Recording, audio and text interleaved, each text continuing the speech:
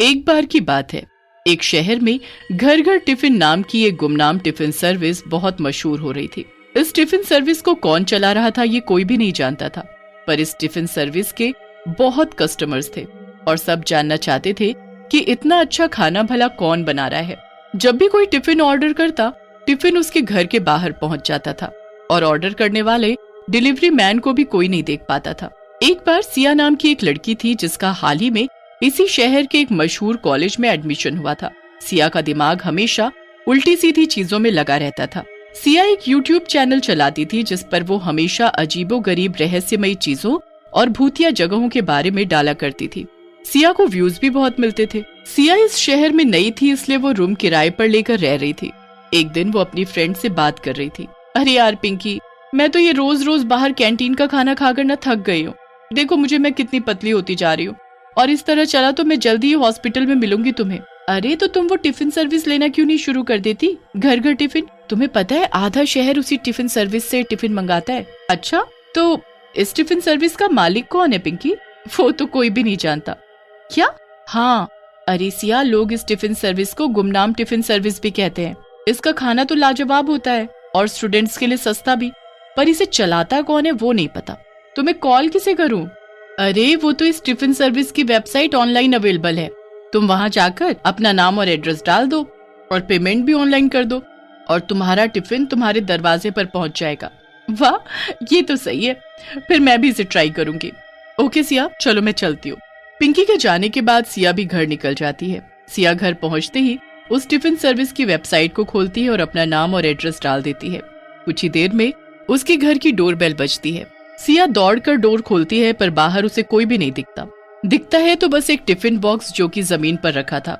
उसे वहां रखकर कौन गया ये सिया नहीं देख पाती। अरे आखिर इतनी स्पीड में टिफिन को यहाँ रखकर गया कौन?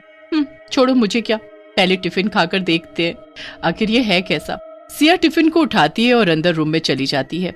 वो अपना टिफिन खोलती है और देखती है कि उसके अंदर जो खाना रखा था उससे बहुत अच्छी खुशबू आ रही थी। वो उसे खाती है और सिया को खाना बहुत पसंद आता है, पर टिफिन खाने के बाद वो और भी ज्यादा हैरान हो जाती है और उसका ये जानने का मन करने लगता है कि आखिर ये खाना बनाया किसने और इस टिफिन को देने कौन आया था। फिर सिया सोचती है, अगर मैं ये पता लगा लूं कि ये गुमनाम टिफिन सर्विस कौन चला रहा है और इसके बारे में अपने चैनल पर अपलोड करूं, तब तो मैं मशहूर हो जाऊंगी और मेरी वीडियो को बहुत व्यूज भी मिलेंगे।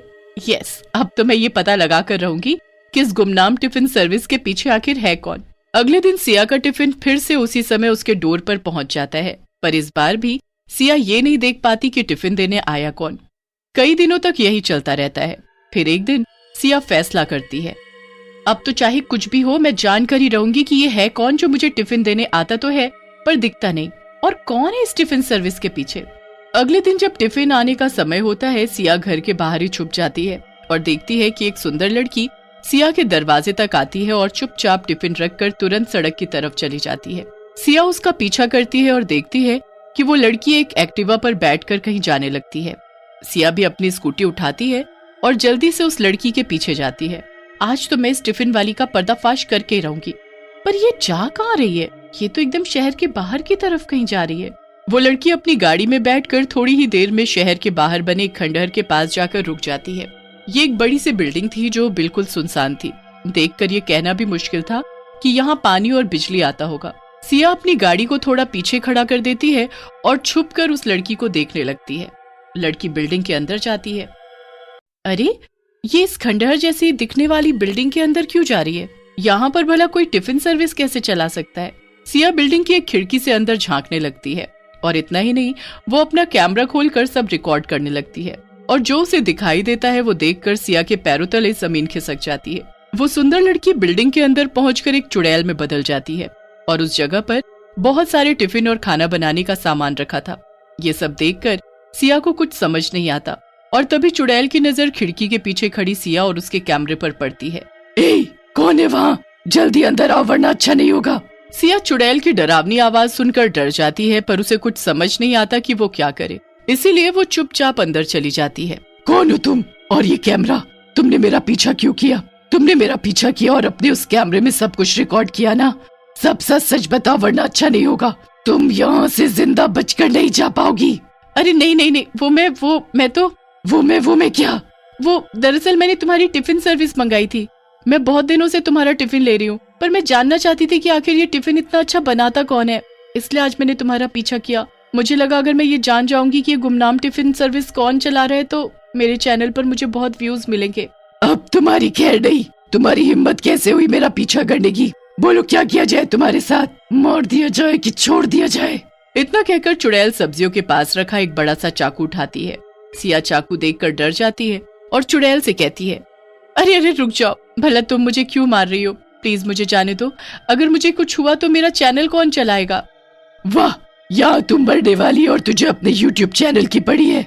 नहीं, अगर तू यहाँ से बाहर चली गई तो सबको पता चल जाएगा कि ये टिफिन सर्विस एक चुड़ैल चला रही है और फिर कोई मुझसे टिफिन नहीं लेगा। तभी उस बिल्डिंग में एक बच्चा आ जाता है। वो बच्चा स्कूल यूनिफॉर्म में था। वो देखता है कि चुड़ैल के हाथ में चाकू था और सिया डरी हुई कोने में खड़ी थी। सिया बच्चे को अंदर आता देखकर उससे कहती है, अरे बच्चे, तुम यहाँ क्या कर रहे हो? जाओ घर जाओ, वरना ये चुड़ैल तुम्हें भी मार देगी। बच्चा सिया की बात अनसुना कर देता है और दौड़कर चुड़ैल के गले लग जाता है। सिया ये सब देखकर दंग थी। नहीं मेरे बच्चे, ऐसा कुछ भी नहीं होगा।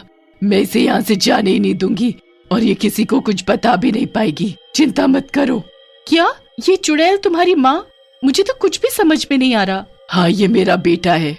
कुछ सालों पहले मेरी शादी हुई थी, पर मेरा पति मुझे बहुत मारता था। पहले मुझे लगता था कि बच्चा होने के बाद शायद वो मुझे मारना बंद कर दे, पर ऐसा नहीं हुआ। उसने मेरे बच्चे को भी मारना पीटना शुरू कर दिया। वो खुद तो काम करता नहीं था और जब मैं काम करने की बात करती तो वो मुझे भी पीट देता। इसलिए मैंने फैसला लिया कि मैं उसे डिवोर्स दे दूंगी। किसी तरह परिवार वालों की मदद से मैंने उसे डिवोर्स दे दिया और अपनी एक टिफिन सर्विस शुरू की। पर मैं काम कर रही हूँ और खुश हूँ ये जानकर जैसे उसका सुख चैन चला गया। उसने गुस्से में आकर मुझे और मेरे परिवार को मार डाला। मेरा बेटा उस वक्त स्कूल में था इसलिए बच गया और मैं चुड़ैल बन गई। अपने बेटे की चिंता की वजह से मैं इसे अपने साथ इस खंडहर में ले आई। यहाँ मेरा पति मेरे बच्चे को नहीं ढूंढ सकता था और मैं इसे अच्छे से पढ़ाना लिखाना चाहती थी और उसके लिए मुझे पैसे चाहिए थे। इसलिए मैंने ये टिफिन फिर से शुरू किया। अगर सबको पता चल गया कि मैं चुड़ैल हूँ तो कोई मुझसे टिफिन नहीं लेगा और फिर मेरा बच्चा अनपढ़ रह जाएगा और भूख से मर जाएगा। मैं सब समझ गई, तुम चिंता मत करो चुड़ैल। मैं इस सब के बारे में किसी को नहीं बताऊंगी और तुम अपनी टिफिन सर्विस ऐसे चला सकती हो जैसे तुम अब तक चला रही थी। मुझे माफ कर दो, मैं वो वीडियो डिलीट कर दूंगी, प्रॉमिस। ठीक है, तुम जा सकती हो, पर अगर तुमने वो वीडियो कहीं डाली या किसी को इस बारे में बताया तो? नहीं नहीं, मैं ऐसा कुछ नहीं करूंगी और उम्मीद है कि मेरा टिफिन मुझे टाइम से मिल जाएगा। दोनों हंसते हैं और सब ठीक हो जाता है। इसी तरह गुमनाम टिफिन सर्विस हमेशा के लिए गुमनाम ही रहती है।